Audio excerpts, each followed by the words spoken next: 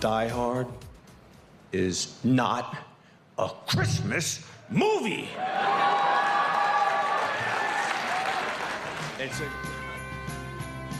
Okay, Bruce, took me back. I know. Taking I didn't it back. know he would be so stern about it. Yeah, no, Bruce Willis certainly did not hold back at his celebrity roast when it came to telling everyone what he thought about whether or not Die Hard is really a Christmas movie. Yeah, it is a hot topic this time of year, and we found a guy who has turned that debate into a one-of-a-kind show, an entire show about it. And Boaz is actually live with him right now. We've actually kind of taken over his theater for the day. Wow. So Boaz, who did you find? Yeah, I'm here with Richard Marsh, the writer and star of Yippee Ki Yay, which is sort of a Die Hard parody, but it's also sort of a story about you. That's right, yeah. We tell you, if you come and see the show, you get all of Die Hard. We tell you all of the action, all of the stunts, all of the beloved characters of Die Hard.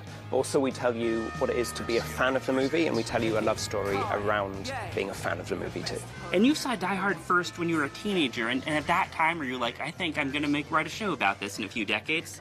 Yeah, I think I'll end up in Pittsburgh in 2025. No, I didn't know quite what was going to happen at that stage, but I loved the movie. But when I saw it as a teenager, I very much saw it as the story of a hero kicking butt.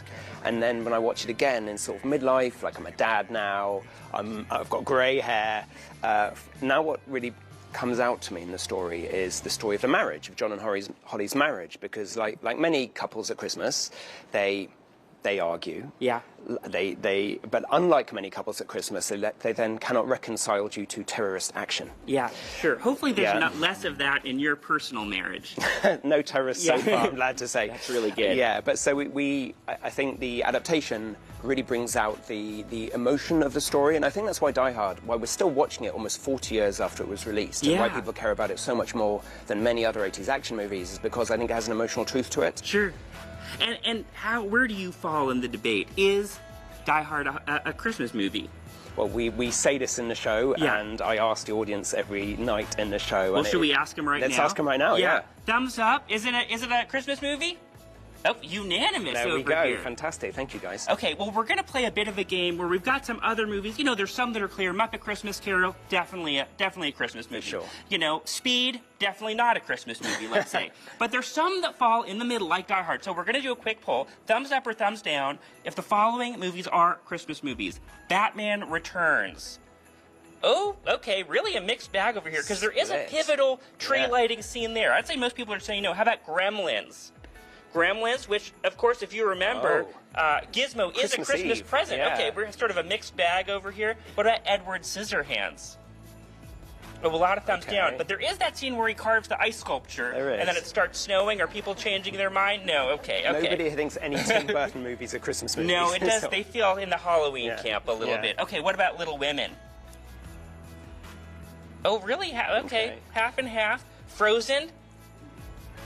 Oh, a lot of because it is. There's nothing Christmassy about it. It's wintry, isn't it? Yeah, it's very wintry, and I've never seen Frozen before. Have you seen Frozen? I have a daughter. I've seen Frozen. You think that might be your next show? So you've never heard me sing. Okay. So, no.